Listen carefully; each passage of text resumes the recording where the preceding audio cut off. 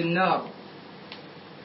يا أيها الذين آمنوا اتقوا الله حق تقاته ولا تموتن إلا وأنتم مسلمون.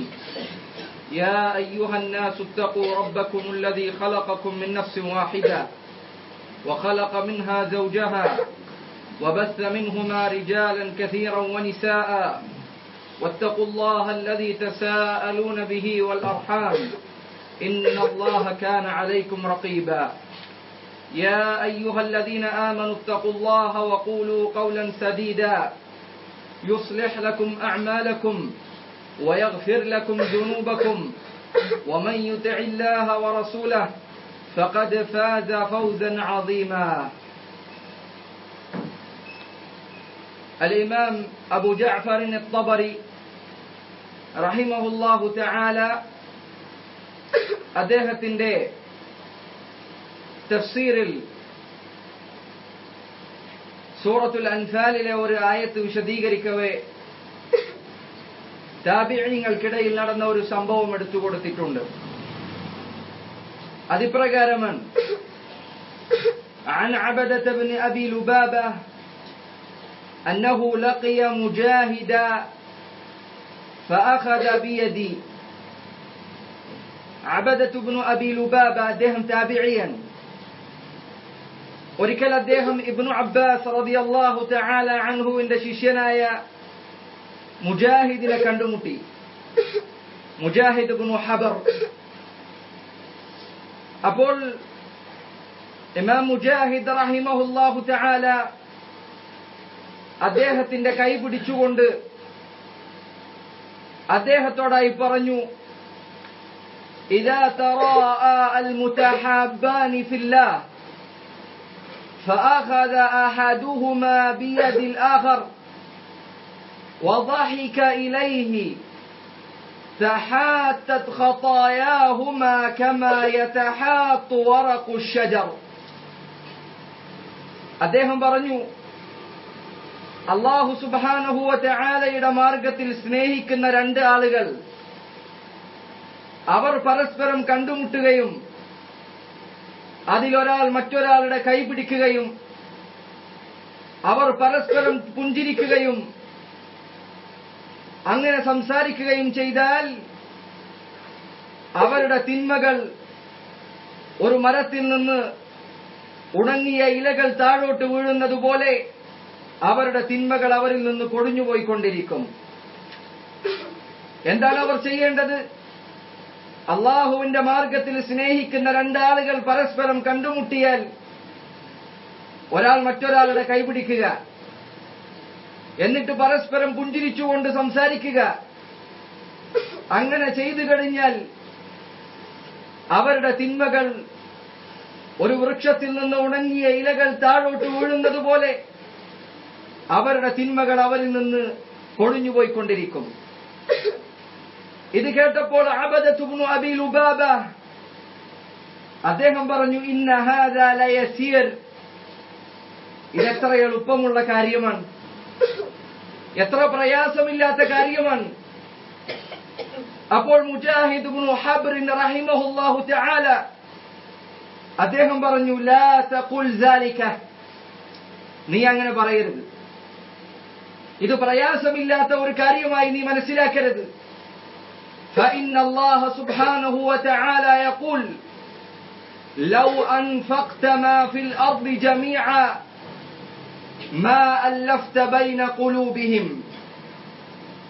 سورة الأنفال آية يوركنم لو ألفت ما في الأرض جميعا, ഭൂമിയിലുള്ളതെല്ലാം നീ ചെലവഴിച്ചാലും ما ألفت بين قلوبهم, നിനക്ക് അവരുടെ ഹൃദയങ്ങൾ തമ്മിൽ ഇണക്കമുണ്ടാക്കാൻ സാധിക്കുകയില്ല. രണ്ടാളുകൾക്കിടയിൽ അള്ളാഹുവിന്റെ മാർഗത്തിലുള്ള ഇണക്കമുണ്ടാകുക എന്നത് ദുനിയാവും അതിലുള്ളതിനേക്കാളും വലുതാണ്.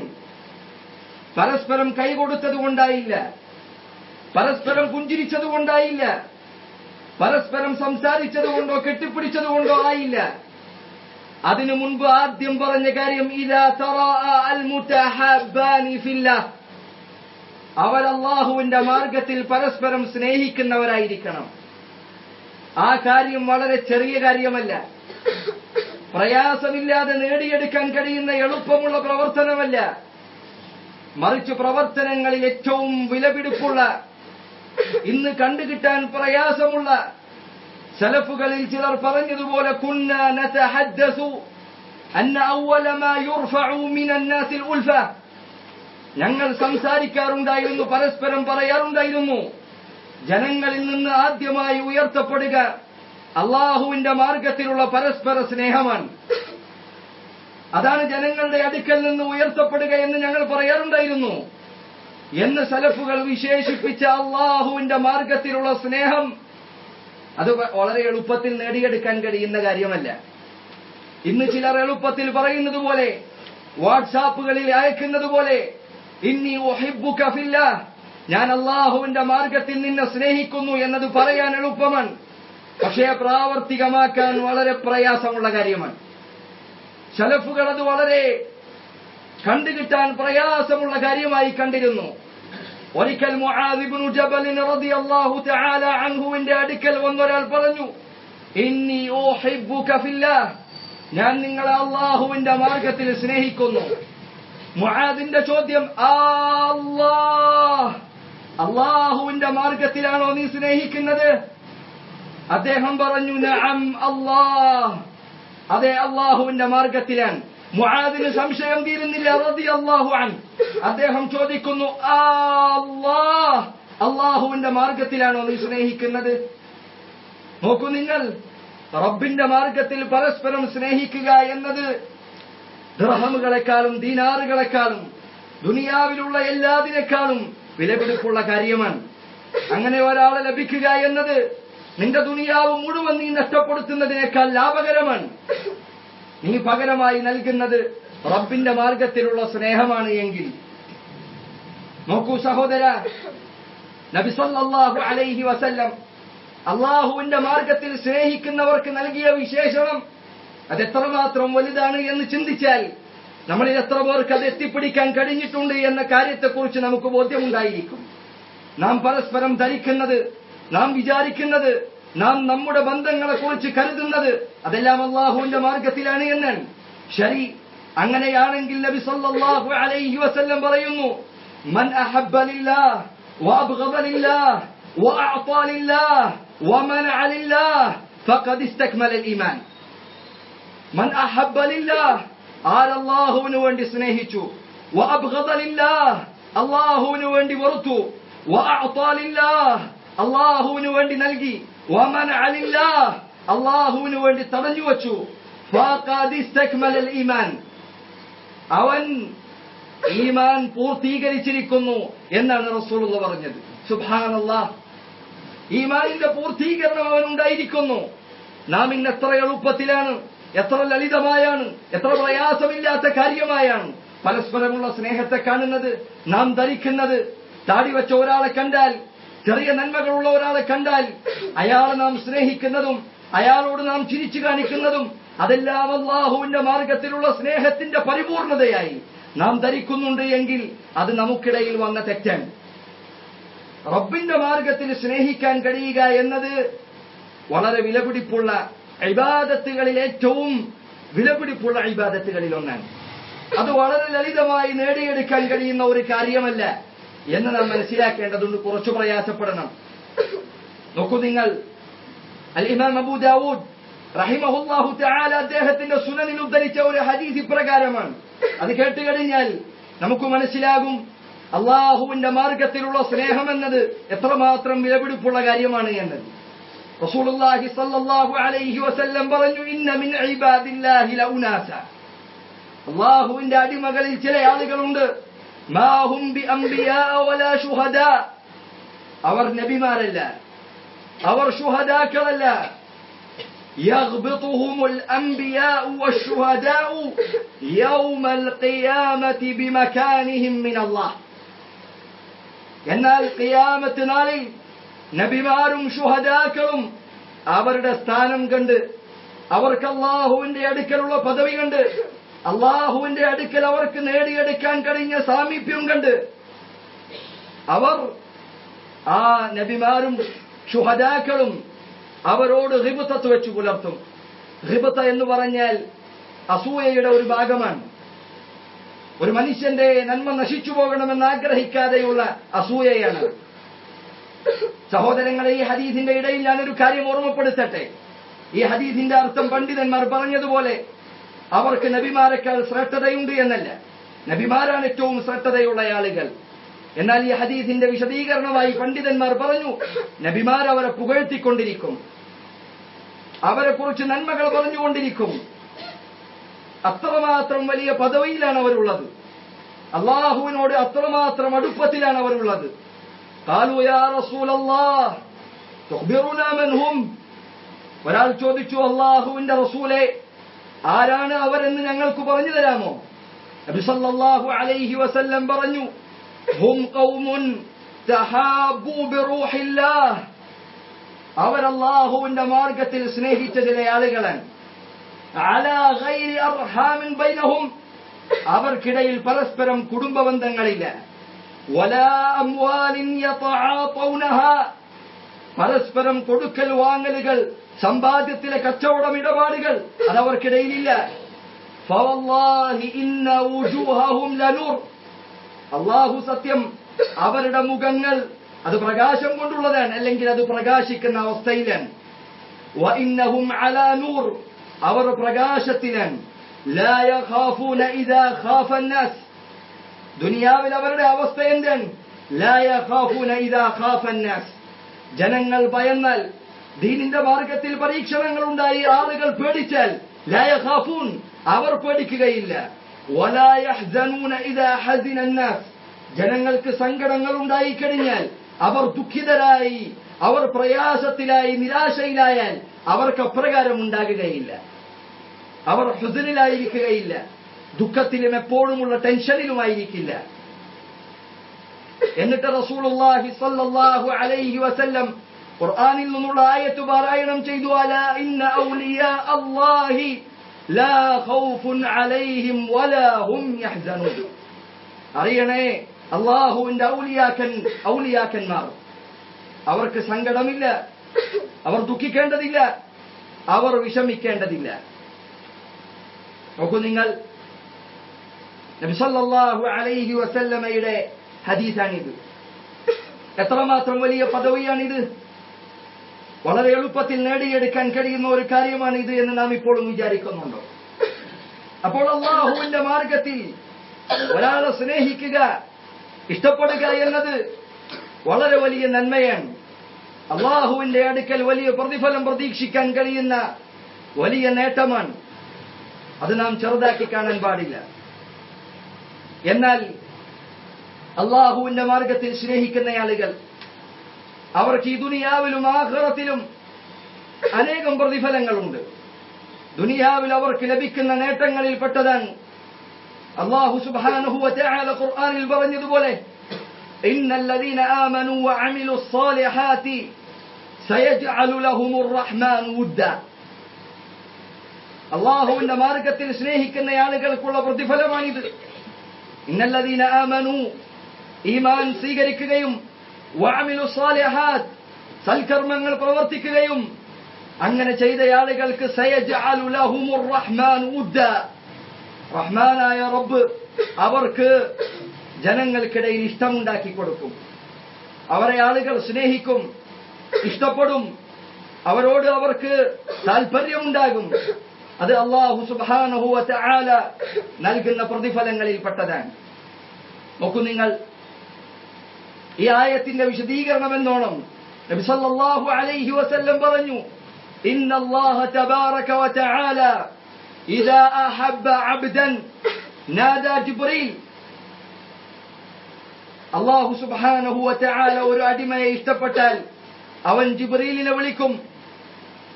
എന്നിട്ട് പറയും, ഇന്നല്ലാഹ ഖദ് അഹബ്ബ ഫുലാനൻ ഫഅഹിബ്ബഹ്. ഹേ ജിബ്രീൽ, ഞാനിതാ ഒരാളെ ഇഷ്ടപ്പെട്ടിരിക്കുന്നു, അതുകൊണ്ട് നീ അവനെ സ്നേഹിക്കണം, നീ അവനെ ഇഷ്ടപ്പെടണം. ഫയുഹിബ്ബുഹു ജിബ്രീൽ. ജിബ്രീൽ അയാളെ സ്നേഹിക്കാൻ തുടങ്ങും. സുമ്മ യുനാദി ജിബ്രീലു ഫിസ്സമാ. പിന്നീട് ജിബ്രീൽ ആകാശത്ത് വിളിച്ചു പറയും, ഇന്നല്ലാഹ ഖദ് അഹബ്ബ ഫുലാനൻ فأحبوه.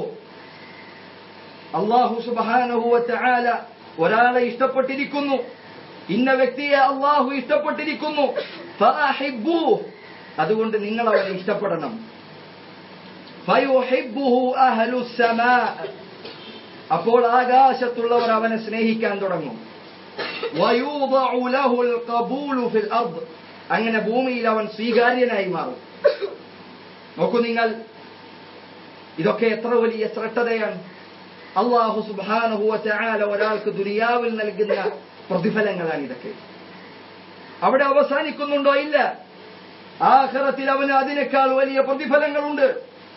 ആ പ്രതിഫലങ്ങളിൽ പ്രധാനപ്പെട്ടതാണ് നബി സല്ലല്ലാഹു അലൈഹി വസല്ലം അവിടുത്തെ അരികിൽ ഒരാൾ വന്ന് എപ്പോഴാണ് അന്ത്യനാൾ സംഭവിക്കുക എന്ന് ചോദിച്ചു. അയാളുടെ നബി സല്ലല്ലാഹു അലൈഹി വസല്ലം അയാളോട് തിരിച്ചു ചോദിച്ചു, നീ എന്താണ് അതിനുവേണ്ടി തയ്യാറാക്കി വെച്ചിട്ടുള്ളത്? ആ മനുഷ്യൻ പറഞ്ഞു, ഞാൻ കൂടുതലൊന്നും അതിനുവേണ്ടി ചെയ്തു വെച്ചിട്ടില്ല, മറിച്ച് ഞാൻ അല്ലാഹുവിനെയും റസൂലിനെയും സ്നേഹിക്കുന്നുണ്ട്. നബി സല്ലല്ലാഹു അലൈഹി വസല്ലം അത് കേട്ടപ്പോൾ അവിടുന്ന് പറഞ്ഞു, അൽ മർഉ മഅ മൻ അഹബ്ബ, ഒരു മനുഷ്യൻ അവൻ ആരെയാണോ സ്നേഹിക്കുന്നത് അവനോടൊപ്പമായിരിക്കും. നോക്കൂ നിങ്ങൾ, അല്ലാഹുവിന്റെ മാർഗത്തിലുള്ള സ്നേഹത്തിന്റെ പ്രതിഫലമാണിത്. റബ്ബിന്റെ മാർഗത്തിലുള്ള ഇഷ്ടത്തിന്റെ പ്രതിഫലമാണിത്. അല്ലാഹുവിന്റെ മാർഗത്തിൽ ഇഷ്ടപ്പെട്ടാൽ അല്ലാഹു നമുക്ക് ഒരുക്കി വെക്കുന്ന കാര്യമാണിത്. അതുകൊണ്ട് നീ നിന്റെ ചുറ്റുഭാഗങ്ങളിലേക്ക് നോക്കുക. നിന്റെ കൂട്ടുകാരാരാണ്? നിന്റെ രാത്രികളിലും പകലുകളിലും നിന്നോടൊപ്പം ഇരിക്കുന്നതാരാണ്? നിന്നോട് സംസാരിക്കുകയും നിന്നോട് അടുപ്പം കാണിക്കുകയും ചെയ്യുന്നവരാരാണ്? നിനക്ക് അടുപ്പം തോന്നുകയും ഇഷ്ടം തോന്നുകയും ചെയ്യുന്നത് ആരോടാണ്? അൽ മർഉ മഅ മൻ അഹബ്ബ, തിന്മകളിൽ മുങ്ങിക്കുളിച്ചിരിക്കുന്ന, വൃത്തികേടുകൾ പറഞ്ഞു തരുന്ന, ഹറാമുകളിലേക്ക് വഴി കാണിച്ചു തരുന്ന, പുതിയ പുതിയ തിന്മകളെ കുറിച്ച് നിനക്ക് പറഞ്ഞു തരുന്നവനാണോ നിന്റെ കൂട്ടുകാരൻ? അവന്റെ സങ്കേതം ഏതായിരിക്കുമെന്ന് നിനക്കറിയാം. അതുകൊണ്ട് അൽ മർഉ മഅ മൻ അഹബ്ബ, ഒരു മനുഷ്യൻ അവൻ സ്നേഹിക്കുന്നവനോടൊപ്പമായിരിക്കും. നന്മകളിലേക്ക് ക്ഷണിക്കുകയും അല്ലാഹുവിനെ ഓർമ്മപ്പെടുത്തുകയും തിന്മകളിൽ നിന്ന് വിലക്കുകയും നിന്നെ ദീനിന്റെ കാര്യത്തിൽ ഇഷ്ടപ്പെടുകയും ചെയ്യുന്ന ആളുകളോടൊപ്പമാണോ നീ ഉള്ളത്? നീ സന്തോഷിക്കുക. അൽ മർഉ മഅ മൻ അഹബ്ബ, ഒരു മനുഷ്യൻ അവൻ സ്നേഹിക്കുന്നവരോടൊപ്പമായിരിക്കും. ഈ ഹദീസിനെ വിശദീകരിക്കവേ അൽ ഹസനുൽ ബസ്രി റഹിമഹുല്ലാഹു തആല അദ്ദേഹം ഒരു പാഠം പറഞ്ഞു തന്നിട്ടുണ്ട്. അദ്ദേഹം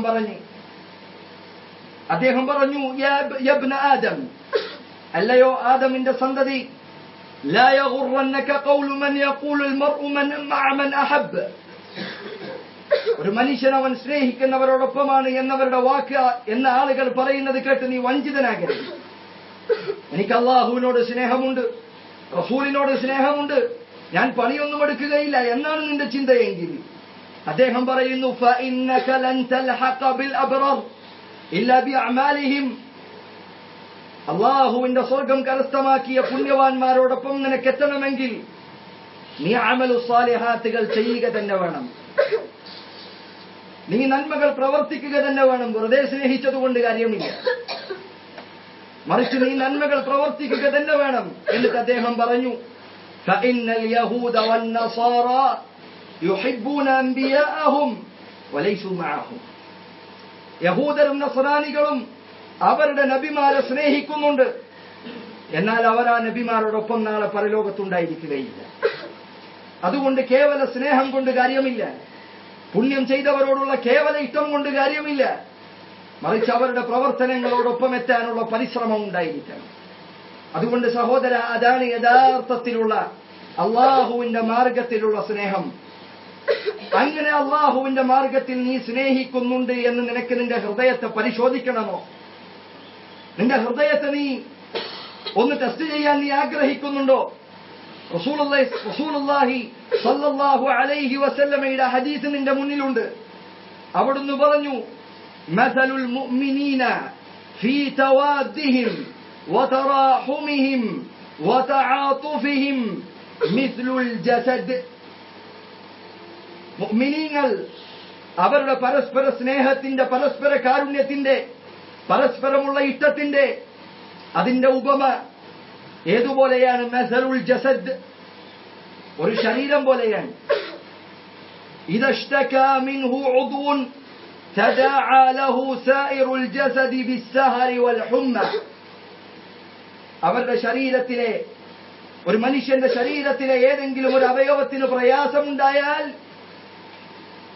ആ ശരീരത്തിലെ അവയവങ്ങൾ അത് പരസ്പരം ആ വേദനയിൽ പങ്കുചേരും. നിന്റെ കൈയിന് വേദനിച്ചാൽ, നിന്റെ തലക്ക് വേദനയുണ്ടായാൽ തല മാത്രം വേദനിക്കട്ടെ എന്ന് പറഞ്ഞ് ശരീരഭാഗങ്ങൾ, മറ്റു ഭാഗങ്ങൾ അതിന് തോന്നിയതുപോലെയായിരിക്കില്ല. ആ വേദനയിൽ ഒരു പങ്ക് ശരീരത്തിനുണ്ടായിരിക്കും. ശരീരത്തിൽ എവിടെയെങ്കിലും പ്രയാസങ്ങൾ ഉണ്ടായാൽ അത് ഉറക്കം വിളിച്ചും അതുപോലെ തന്നെ പനി ബാധിച്ചുമൊക്കെ ആ വേദനയിൽ ശരീരത്തിന്റെ മറ്റെല്ലാ ഭാഗങ്ങളും പങ്കുചേരും. ഒരു ശരീരത്തിന്റെ ഒരു ഭാഗത്ത് മുറിയായാൽ, അത് പഴുത്താൽ ശരീരം ഒന്നാകെ പനിക്കുകയാണ്. എന്തെങ്കിലും ഭക്ഷണം കഴിച്ചത് പറ്റിയില്ലെങ്കിൽ തലവേദനിക്കുകയാണ്. വയറിന് ബാധിച്ച പ്രയാസം അത് തല ശ്രദ്ധിക്കാതിരിക്കുന്നില്ല, കൈ അതിനെക്കുറിച്ച് ആലോചിക്കാതിരിക്കുന്നില്ല. പല്ലിന് ബാധിച്ച വേദന അത് ശരീരത്തിന്റെ മറ്റു ഭാഗങ്ങളെ പ്രയാസപ്പെടുത്താതിരിക്കുന്നില്ല. എല്ലാം പ്രയാസത്തിലാണ്, എല്ലാം ബുദ്ധിമുട്ടിലാണ്. നീ അല്ലാഹുവിന്റെ മാർഗത്തിൽ സ്നേഹിക്കുന്നു എന്ന് നീ വാദിക്കുന്ന ആളുകൾ, അവർക്ക് പ്രയാസങ്ങൾ ഉണ്ടായപ്പോൾ നിന്റെ മനസ്സെങ്ങനെയായിരുന്നു? നിന്റെ ചിന്ത എങ്ങനെയായിരുന്നു? നിന്റെ ഹൃദയം എങ്ങനെയാണ് വേദനിച്ചത്? സലഫുകളുടെ ചരിത്രം പറയപ്പെട്ടതിൽ കാണാം, അവരിൽ ചിലർ തങ്ങളുടെ സഹോദരങ്ങൾ കരയുന്നത് കണ്ടപ്പോൾ അവരുടെ കരച്ചിൽ കണ്ട് അവരോടൊപ്പം കരഞ്ഞിട്ടുണ്ട്. അങ്ങനെ കരഞ്ഞതിന് ശേഷം മറ്റുള്ളവന്റെ കരച്ചിൽ അവസാനിച്ചപ്പോൾ നീ എന്തിനാണ് കരഞ്ഞത് എന്ന് തിരിച്ചു ചോദിച്ച ആളുകളുണ്ട്. തന്റെ സഹോദരൻ കരയുന്നു എന്നതാണ് അവനെ കരയിപ്പിച്ചത്. തന്റെ കൂട്ടുകാരൻ കരയുന്നു എന്നതാണ് അവനെ പ്രയാസപ്പെടുത്തിയത്. സലഫുകളിൽ ചിലർ ഇമാം അഹ്മദ് റഹിമഹുല്ലാഹ്, അദ്ദേഹത്തിന് ഒരിക്കൽ ഇമാം ശാഫിഈ അദ്ദേഹത്തിന് അസുഖമാണ് എന്ന വിവരം കിട്ടി. ഇമാം ശാഫിഈയെ സന്ദർശിക്കാൻ വേണ്ടി ഇമാം അഹ്മദ് അദ്ദേഹം ഇമാം ഷാഫിഈയുടെ അടുക്കലേക്ക് പോയി. തിരിച്ചു വന്നപ്പോഴേക്ക് ഇമാം അഹ്മദിനും അസുഖം ആരംഭിച്ചു. ഇമാം ഷാഫിഈയുടെ പ്രയാസം അത് കണ്ടുകൊണ്ട് അദ്ദേഹത്തിനും പ്രയാസം, അദ്ദേഹത്തിനും അസുഖം ബാധിക്കുകയാണ്. പിന്നീട് ഇമാം ഷാഫിഈ റഹിമഹുല്ലാഹ് അദ്ദേഹത്തിന്റെ അസുഖം മാറിയെന്നറിഞ്ഞപ്പോൾ ഇവിടെയും അസുഖം ഭേദമായി. ഇതാണ് സഹോദര അള്ളാഹുവിന്റെ മാർഗത്തിലുള്ള ബന്ധം.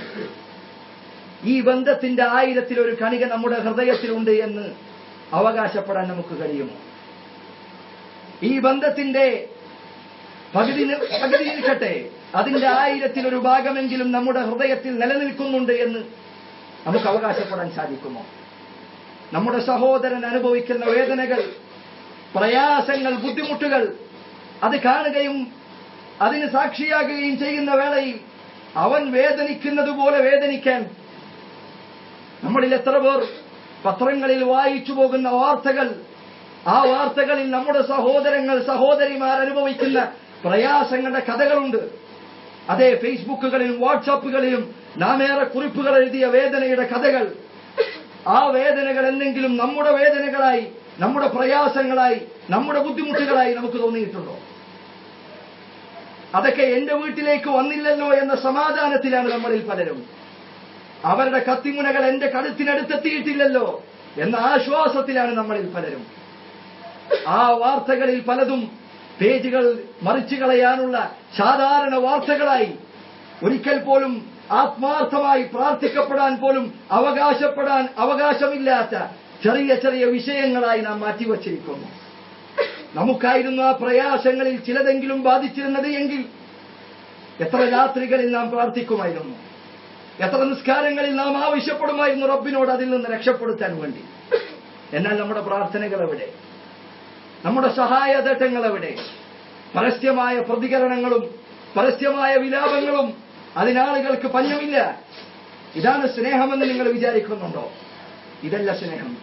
ഇസ്ലാമിന്റെ മാർഗത്തിലുള്ള സ്നേഹമെന്നാൽ ഒരു മുസ്ലിമിന് അനുഭവിക്കുന്ന വേദനയിൽ നീ വേദനിക്കലാണ്, നീ പ്രയാസപ്പെടലാണ്, നീ അതിൽ അനുഭവിക്കുന്നത് പോലെ, നീ ആ പ്രയാസത്തിൽ അകപ്പെട്ടതുപോലെ. ഇത് നമ്മുടെ മനസ്സിൽ എപ്പോഴാണ് വന്നിട്ടുള്ളത്? ഈ പറഞ്ഞതിന്റെ അർത്ഥം പ്രയാസങ്ങളെക്കുറിച്ച് വായിച്ച് എപ്പോഴും മനസ്സ് സങ്കടത്തിലാക്കി ജീവിക്കണമെന്നല്ല. മറിച്ച് ആ പ്രയാസങ്ങൾ നമ്മുടെ മനസ്സിനെ സ്വാധീനിക്കണം, നമ്മുടെ പ്രാർത്ഥനകളിൽ അവയുണ്ടായിരിക്കണം. അതാണ് യഥാർത്ഥത്തിൽ അള്ളാഹുവിന്റെ മാർഗത്തിലുള്ള സ്നേഹം.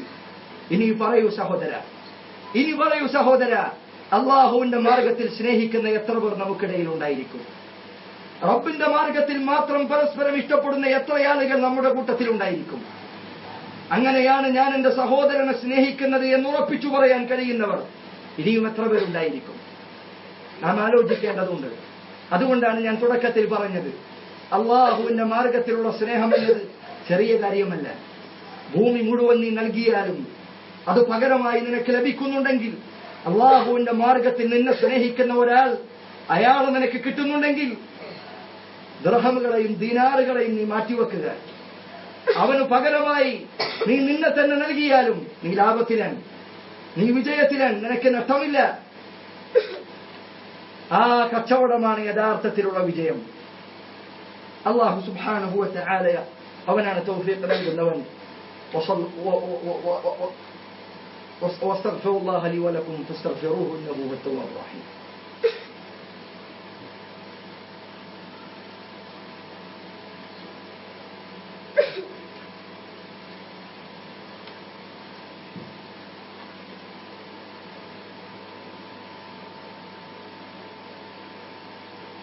الحمد لله والصلاة والسلام على رسول الله وعلى آله وأصحابه ومن تبعهم بإحسان إلى يوم الدين أما بعد. പലപ്പോഴും പല ആളുകളുടെയും മനസ്സിൽ പല സന്ദർഭത്തിലും വന്നിരിക്കാവുന്ന ഒരു ചിന്തയാണ്, ചില ആളുകൾ അവരെ എങ്ങനെയെല്ലാം സ്നേഹിക്കാൻ നാം ശ്രമിച്ചാലും അവരെ സ്നേഹിക്കാൻ നമുക്ക് കഴിയുന്നില്ല. എന്നാൽ മറ്റു ചിലർ അവരിൽ എന്തെല്ലാം കണ്ടാലും ചിലപ്പോൾ അവരോടുള്ള സ്നേഹം നമ്മുടെ മനസ്സിലെപ്പോഴും ബാക്കിയായി നിലകൊള്ളും. എന്തുകൊണ്ടാണ് ഇങ്ങനെ സംഭവിക്കുന്നത്? എന്തുകൊണ്ടാണ് നമ്മുടെ മനസ്സിന് നമുക്ക് പോലും നിയന്ത്രിക്കാൻ കഴിയാത്ത ചില ഇഷ്ടാനിഷ്ടങ്ങൾ ഉണ്ടാകുന്നത്? നബി സല്ലല്ലാഹു അലൈഹി വസല്ലമയുടെ ഹദീസിൽ അതിനുള്ള ഉത്തരമുണ്ട്. അവിടുന്ന് പറഞ്ഞു, അൽ അർവാഹു ജുനൂദുൻ മുജന്നദ, ആത്മാവുകൾ അവ ജുനൂദുൽ മുജന്നദ, യുദ്ധത്തിന് തയ്യാറായി നിൽക്കുന്ന ഒരു സൈന്യത്തെ പോലെയാണ്. ഫമാ തആറഫ മിൻഹാ തലഫ്, അവരുടെ കൂട്ടത്തിൽ പരസ്പരം അറിയുന്നവർ അവർ അങ്ങോട്ടും ഇങ്ങോട്ടും അടുപ്പം കാണിച്ചുകൊണ്ടിരിക്കും.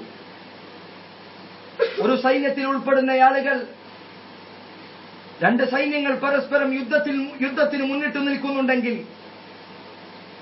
ഒരാൾ തന്റെ വാളുമായി വളരെ ശൗര്യത്തോടുകൂടി യുദ്ധമുന്നണിയിൽ മുന്നേറിക്കൊണ്ടിരിക്കവേ തന്റെ സൈന്യത്തിൽപ്പെട്ട, തന്റെ കൂട്ടത്തിൽപ്പെട്ട ഒരാൾ തന്റെ രാജ്യത്തിനു വേണ്ടി പോരാടുന്ന, തന്റെ ദീനിനു വേണ്ടി പോരാടുന്ന ആളെ കണ്ടുകഴിഞ്ഞാൽ ശൗര്യത്തോടുകൂടി പോരാടിയിരുന്ന, വീറോടുകൂടി കണ്ടവരെയെല്ലാം വെട്ടിമലർത്തിയിരുന്ന ആ മനുഷ്യൻ, അവന്റെ ഭാവം മാറുകയാണ്. തന്നോടൊപ്പമുള്ളയാളെ, തന്റെ സൈന്യത്തിലുള്ളയാളെ കാണുമ്പോൾ അവൻ അടുക്കുകയാണ്. ആ അടുപ്പവും വീര്യവും പരസ്പരം അവർ ആവേശം പകരുകയും യുദ്ധത്തിൽ മുന്നേറാൻ അങ്ങോട്ടും ഇങ്ങോട്ടും വാക്കുകൾ കൈമാറുകയും ഒക്കെ ചെയ്യും. എന്നാൽ തൊട്ടുടനെ അപ്പുറത്തൊരു ശത്രുവിനെ കണ്ടുകഴിഞ്ഞാൽ അവന്റെ ഭാവം വീണ്ടും മാറുകയായി. ശൗര്യത്തോടുകൂടി, അങ്ങേയറ്റത്തെ ദേഷ്യത്തോടുകൂടി അവൻ വീണ്ടും ആ മനുഷ്യനെതിരെ കുതിക്കുകയാണ്. ഇതുപോലെയാണ് ഹൃദയങ്ങൾ. അവ പരസ്പരം ഒരേ സ്വഭാവങ്ങൾ വെച്ചു പുലർത്തുന്നവർ, ഒരേ പ്രകൃതമുള്ളവർ, ഒരേ ഇഷ്ടാനിഷ്ടങ്ങളുള്ളവർ, അവർക്ക് പരസ്പരം അടുപ്പമുണ്ടാകും, അവർക്ക് പരസ്പരം ഇഷ്ടമുണ്ടാകും, സ്നേഹവും താൽപര്യവും ഉണ്ടാകും. എന്നാൽ വ്യത്യസ്തങ്ങളായ പ്രകൃതങ്ങൾ വെച്ചു പുലർത്തുന്നവർ, അവരെ എങ്ങനെയെല്ലാം അടുപ്പിക്കാൻ നീ ശ്രമിച്ചാലും അത് സാധിക്കുകയില്ല. അതുകൊണ്ട് നീ നിന്റെ ഹൃദയത്തിലേക്ക് നോക്കുക. ആരോടാണ് നിനക്ക് ഇഷ്ടം തോന്നുന്നത്? ആരെക്കുറിച്ച് കേൾക്കുമ്പോഴാണ് അവരെ കാണണമെന്നും സ്നേഹിക്കണമെന്നും അവരുടെ അടുത്തിരിക്കണമെന്നും അവരോട് കൂട്ടുകൂടണമെന്നും നിനക്ക് ആഗ്രഹം തോന്നുന്നത്? നിന്റെ ഹൃദയത്തോട് ചോദിക്കുക. വൃത്തികേടുകളിൽ രമിക്കുന്നവരോടൊപ്പം ഇരിക്കാൻ കഴിഞ്ഞിരുന്നെങ്കിൽ എന്നാണോ നീ ആഗ്രഹിക്കുന്നത്? സിനിമാ നടന്മാരോടും സംഗീതജ്ഞരോടും വൃത്തികേടുകളിൽ മുഴുകുന്നവരോടും അവരോടൊപ്പം ഒന്നിരിക്കാൻ, അവരുടെ ഒരു ഓട്ടോഗ്രാഫ് കിട്ടാൻ സാധിച്ചിരുന്നെങ്കിൽ എന്നാണ് നീ ആഗ്രഹിക്കുന്നത്? ഹറാമുകൾ അവ ധാരാളം ചെയ്യുന്നവരെ കണ്ട് അവന്റെ കൂട്ടത്തിൽ ഒന്ന് ഉൾപ്പെടാൻ കഴിഞ്ഞിരുന്നെങ്കിൽ, അവൻ ആസ്വദിക്കുന്ന ആസ്വാദനങ്ങളിൽ ഒന്ന് പങ്കുചേരാൻ കഴിഞ്ഞിരുന്നെങ്കിൽ, അവൻ എന്റെ കൂട്ടുകാരനായിരുന്നെങ്കിൽ എന്നാണ് നീ ആഗ്രഹിക്കുന്നത്?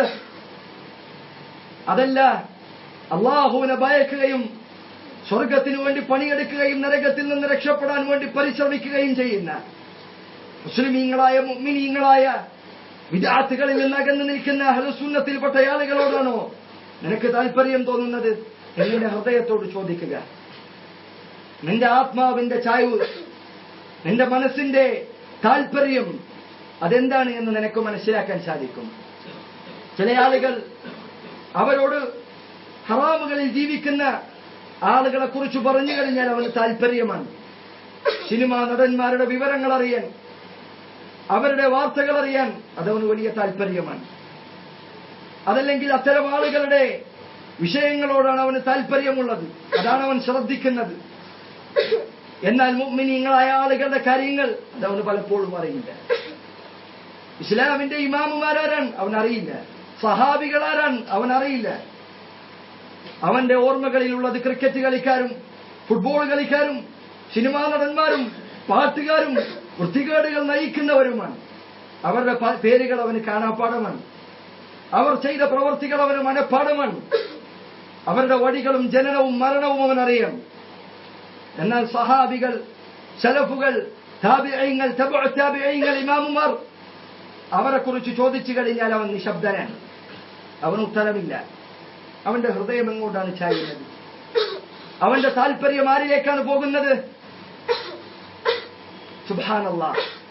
അതുകൊണ്ട് സഹോദര, ഈ കാര്യം നീ ശ്രദ്ധിക്കേണ്ടതുണ്ട്.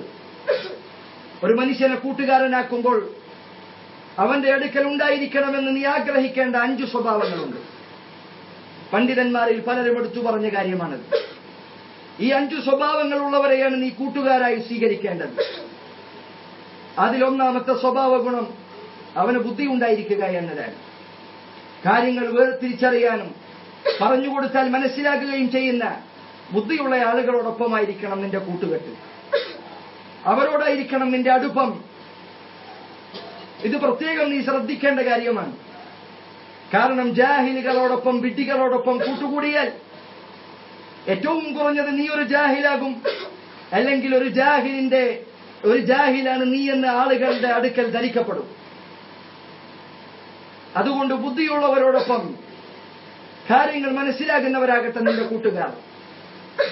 ബുദ്ധിയില്ലാത്ത വിഡ്ഢികളായ വിവരദോഷികളായ തീറ്റയും കുടിയും സുഖവും അതുപോലെ ആസ്വാദനങ്ങളും മാത്രം ശീലമാക്കിയ ആകരുത് നിന്റെ കൂട്ടുകാർ. ഒന്നാമത്തെ കാര്യം അതാണ്. രണ്ടാമത്തെ കാര്യം, നല്ല സ്വഭാവമുള്ളവരായിരിക്കണം. കളവ് പറയാത്ത, വിശ്വസിക്കാൻ കഴിയുന്ന, നല്ല നന്മകളുള്ള, നല്ല സ്വഭാവമുള്ള ആളുകളായിരിക്കണം.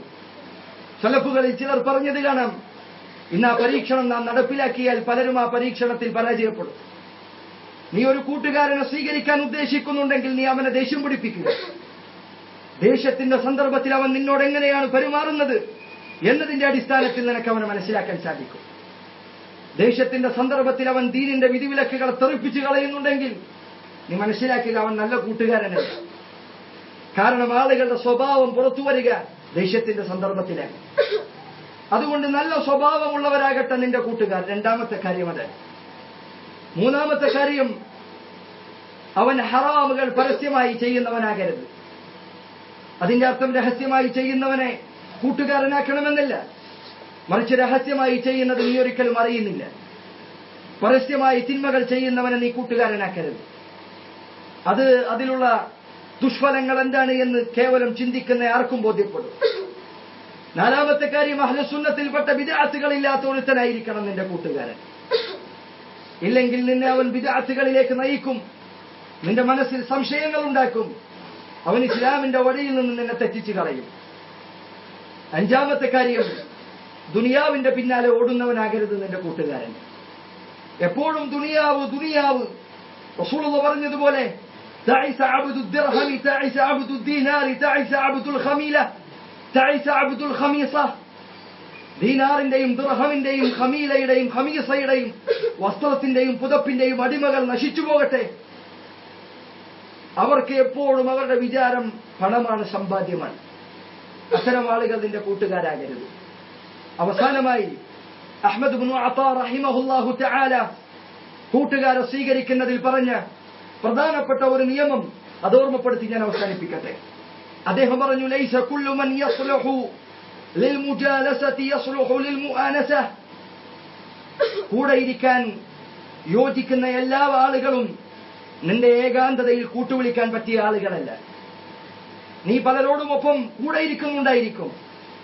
കൂടെ ഇരിക്കുന്ന ആളുകളെയെല്ലാം നിന്റെ ഏകാന്തതയിൽ കൂട്ടുവിളിക്കാൻ, നിന്റെ പ്രയാസങ്ങളിൽ സഹായത്തിന് വിളിക്കാൻ, അടുത്തിരുത്താൻ, നസീഹത്ത് ചോദിക്കാൻ യോജിച്ച ആളുകളല്ല. അതുകൊണ്ട് ആ കാര്യം നീ ശ്രദ്ധിക്കണം. ഒപ്പമിരിക്കാൻ പറ്റുന്നവരുണ്ട്, അതോടൊപ്പം വിശ്വസിച്ച് കാര്യങ്ങൾ പറയാൻ ഒപ്പമിരിക്കാൻ പറ്റുന്നവരുണ്ട്, ഏകാന്തതയിൽ ഒപ്പമിരിക്കാൻ പറ്റുന്നവരുമുണ്ട്. നിന്റെ കാര്യങ്ങളിൽ നിനക്ക് ചർച്ച ചെയ്യാൻ പറ്റിയ ആളുകൾ, രണ്ടും തമ്മിൽ വേർതിരിവുണ്ട്.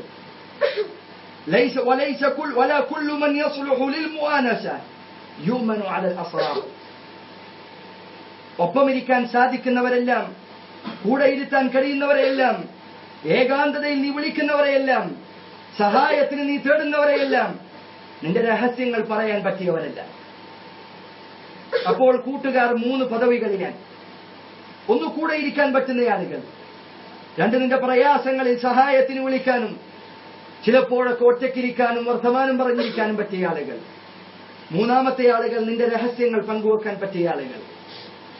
അത് 1-2 ആളുകൾ മാത്രമേ ഉണ്ടാകുകയുള്ളൂ.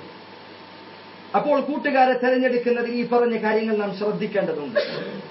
അത് നമുക്ക് ധാരാളമായി ഉപകാരം ചെയ്യും എന്നതിൽ യാതൊരു സംശയവുമില്ല. റസൂലുള്ളാഹി സ്വല്ലല്ലാഹു അലൈഹി വസല്ലം പറഞ്ഞ ഹദീസ് നാം പലരും ധാരാളം തവണ കേട്ടിട്ടുണ്ട്. ഒരു നല്ല കൂട്ടുകാരന്റെ ഉപമ ഒരു അത്തർ വിൽപ്പനക്കാരനെ പോലെയാണ്. അവനോടൊപ്പം ഇരുന്നാൽ നിനക്കൊന്നല്ലെങ്കിൽ ആ മണം കിട്ടും, അല്ലെങ്കിൽ നിനക്ക് അവന്റെ അടുക്കൽ നിന്നൊരു അത്തർ വാങ്ങിക്കാം. എന്നാൽ ഒരു ചീത്ത കൂട്ടുകാരന്റെ ഉപമ, അവനോടൊപ്പം നീ ഇരുന്ന് കഴിഞ്ഞാൽ, ഒരു ചീത്ത കൂട്ടുകാരന്റെ ഉപമ ഒരു ഉലയിൽ തീ ഊതുന്ന ഒരു ആലയിലെ മനുഷ്യനെ പോലെയാണ്, ഇരുമ്പ് വലിക്കാരനെ പോലെയാണ്. അയാളോടൊപ്പം നീ ഇരുന്ന് കഴിഞ്ഞാൽ ആ മണവും സഹിച്ച്, വൃത്തികെട്ട മണവും സഹിച്ച് നീ അവിടെ ഇരിക്കേണ്ടി വരും. ചിലപ്പോൾ അത് നിന്റെ വസ്ത്രം കരിച്ചു കളയുകയും ചെയ്തേക്കാം. അതുകൊണ്ട് സഹോദരങ്ങളെ, ബുദ്ധിയുള്ളവൻ തന്റെ കൂട്ടുകാരനെ തെരഞ്ഞെടുക്കുന്നവനാണ് ശരിയായ രൂപത്തിൽ. റസൂലുള്ളാഹി സ്വല്ലല്ലാഹു അലൈഹി വസല്ലം പറഞ്ഞതുപോലെ, അൽ മർഉ അലാ ദീനി ഖലീലിഹി, ഒരു മനുഷ്യൻ അവന്റെ കൂട്ടുകാരന്റെ ദീനിലാണ്. അൽ മർഉ അലാ ദീനി ഖലീലിഹി ഫൽയൻദുർ അഹദുകും മൻ യുഖാലിൽ. അതുകൊണ്ട് നിങ്ങളിൽ ഓരോരുത്തരും അവന്റെ കൂട്ടുകാരാരാണ് എന്ന് ശ്രദ്ധിക്കേണ്ടതുണ്ട്. وهذا والله تعالى أعلم بالصواب وصلى الله وسلم وبارك على نبينا محمد وعلى آله وأصحابه وسلم.